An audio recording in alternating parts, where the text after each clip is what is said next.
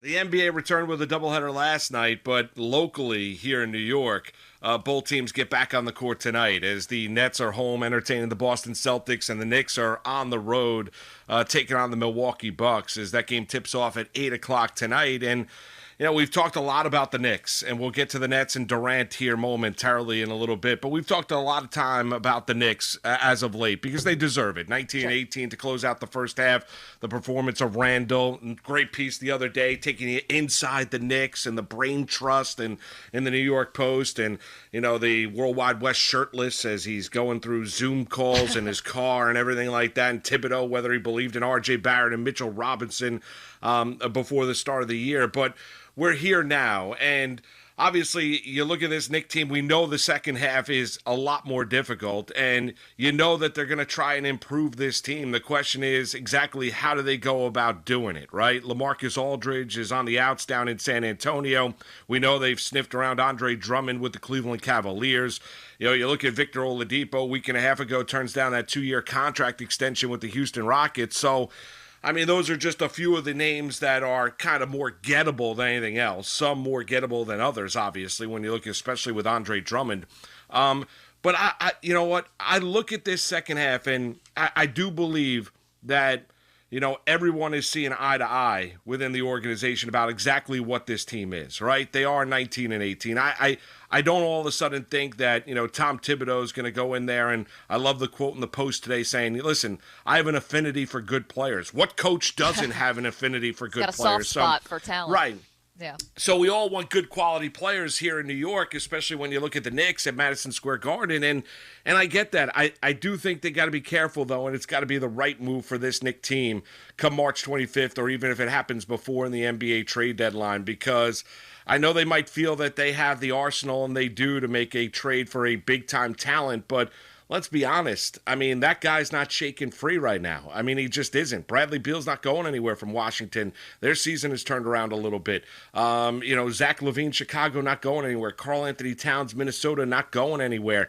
Maybe one point in time I was watching Ian Begley on SNY. He brought up Donovan Mitchell in Utah, who, just inked a 5-year contract, said he's happy now, but maybe down the line. Yeah, maybe down the line, but we're looking at the here and now with this Knicks team. Donovan Mitchell's not going anywhere. So I think you got to be realistic when you look at this Knicks team, and I'm looking at it. The trade deadline is 2 weeks away from today. I'm being realistic. I'm not all of a sudden being aspirational looking at this Knicks team thinking that they can go add, a big-time star in the next couple weeks. I just don't foresee that happening. Well, we'll see what happens in the next couple of weeks, right? And that's going to be, obviously, the buck stops with Leon Rose, and he's going to be the one who decides whether or not they're going to go for it this year and try to add, whether it's someone bigger, if that's even possible to pull that off right now, or whether it's someone around the margins. But here's a couple things I'm looking forward to in the second half of the season when it comes to the Knicks. It's obviously the continued development of both Emmanuel Quickley and Obi Toppin, right? That's obviously got to be a huge priority for the Knicks in the second half of the year. The continued development of R.J. Barrett, seeing whether or not Julius Randle can, play the type of minutes that he's playing while also contributing at the high level that he is doing, which is hitting from over 40% from three. How much he's been able to shoulder the load offensively, yet also on defensively being able to have such a big impact. Like, these are the things I'm really looking forward to seeing for the Knicks in the second half. And sort of it's so incumbent on Tom Thibodeau to make sure that the Knicks are playing their best basketball at the end of the season. And that's no small challenge when you have a team that really doesn't have a ton of balance. This is not a really deep team. First of all, Tom Thibodeau's not going more than 10 in the rotation anyway on a night when everybody's fully healthy and engaged. He likes to keep a smaller rotation. So he doesn't really have all this balance and all this depth to really work with in the second half of the year, which is going to be quite a juggernaut when you look at their schedule. How is he going to sort of shown that he's really changed? Because Tom Thibodeau historically has been a coach who would sell his soul for a win that night. And you get it, right? You want to have those, you want to win every game. Of course you do, right? But he said a couple interesting things, in this Q&A that came out today on ESPN that I thought was really interesting about how he sort of changed and evolved as a coach, which is throughout the years. And one of the ways that he's done that is, first of all, realizing that he needs to make connecting with his younger players a priority. Listening to what they say has to be a priority, where maybe he didn't feel like that so much in the past. He also said that just within the last 5 years, Moose, this is not going back 20 years or, back in the day. No, this is the last 5 years. He said that NBA staffs have grown 2 to 3 times in the last 5 years. There's just a lot more voices in the room. And he understood, in terms of analytics guys, sports science guys, there's a lot more opinions, quite frankly. His isn't the only one. And one of the big evolutions of Tom Thibodeau, at least according to him, is actually listening to those other voices in the room. So to me, while I'm so excited and encouraged by where the Knicks are going, one of the things I'm really interested in for the second half of the season is to see where Tom Thibodeau has evolved, to see how he maintains that this team with such a razor-thin margin for error and not a lot of depth, how do they make sure they're playing their best basketball at the end of the season?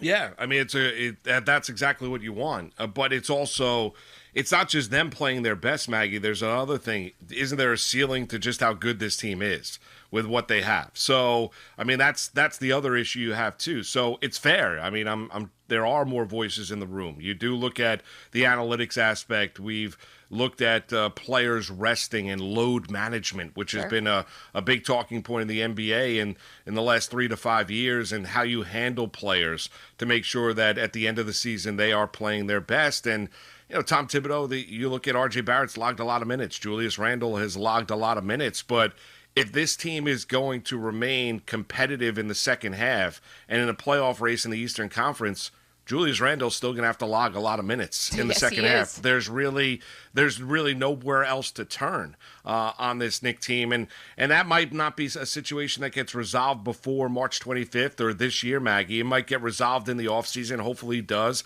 where this team adds, more talent to this roster and to that top 8-man rotation and brings in a big-time star player. We'll see. But it's fair, and you're not wrong. I mean, Thibodeau is a guy, and doesn't that what culture changers do? They put the importance on winning, because winning is important. I mean, it just is. You have to make yourself appealing.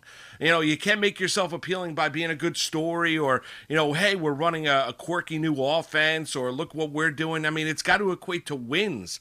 That's what happened in Brooklyn, and it's not just the Nets and Kenny Atkinson, but it's happened all over the place, where all of a sudden a team becomes, hey, that's the now team. That's the sexy team. That's a team to watch, because you know what? They're winning games. So, yeah, Thibodeau does put an importance on winning. I like the fact of the communication with the younger players, but we're going to find out about Mitchell Robinson. I think you're starting to see positive signs with R.J. Barrett.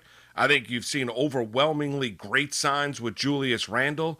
Iman quickly in the first half, IQ, I think he has been, better than anyone could have imagined with the 25th overall pick. You hope that he does not hit that kind of rookie wall in the second half, but he's an elite level shooter. We saw that in half number 1.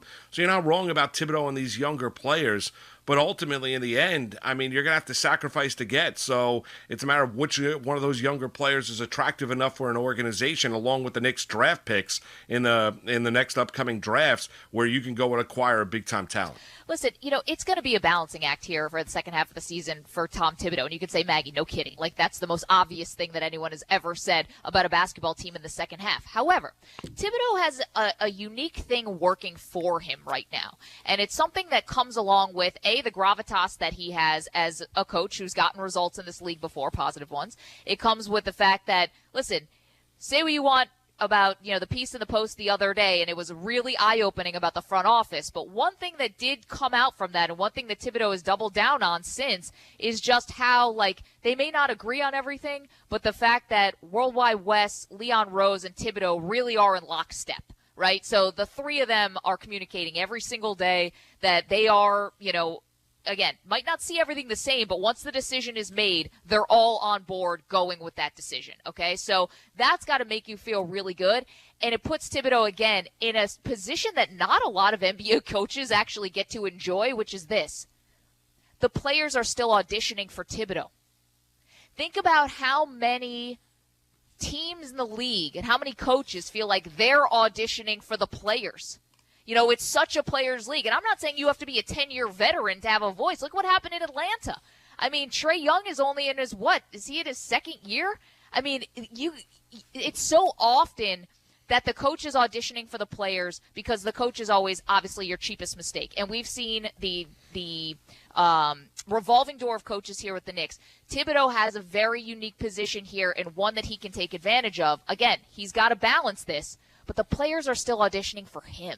And, you know, we got from that New York Post article, he wasn't exactly sold on Julius Randle and R.J. Barrett on Mitchell Robinson when he got the job. But now that he is, they are showing that they are willing to keep auditioning for him. Like, they want to be a part of it. And that's really not how the power structure in the NBA is kind of set up these days. Usually, unless you're like Greg Popovich or, Rick Carlisle, unless you're like one of these long-tenured guys, the players are the ones who are winning out here. The coaches are the ones who are deemed more expendable than anything. Thibodeau's got the power here. He's got to wield it responsibly, though, and show that he has changed and evolved as a coach to make sure this team doesn't get away from him in the second half. Yeah, no, I don't. Listen, I think a couple things can be true. I think the Knicks could struggle in the second half, and it doesn't mean the team got away from Tom Thibodeau.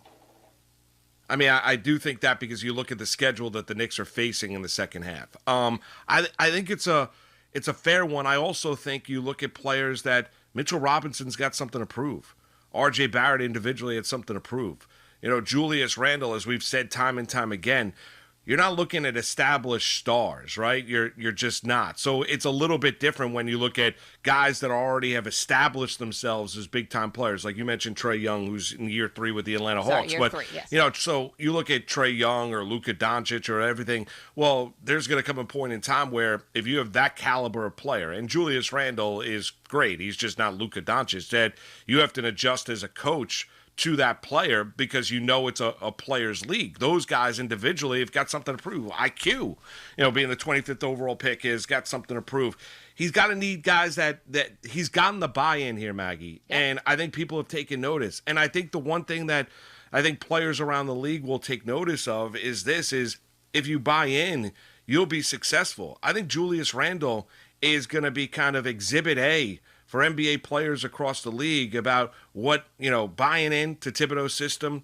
He talked glowingly in the New York Post today about Tibbs and giving him credit about where this team was in the first half and how they've played, his individual success as well.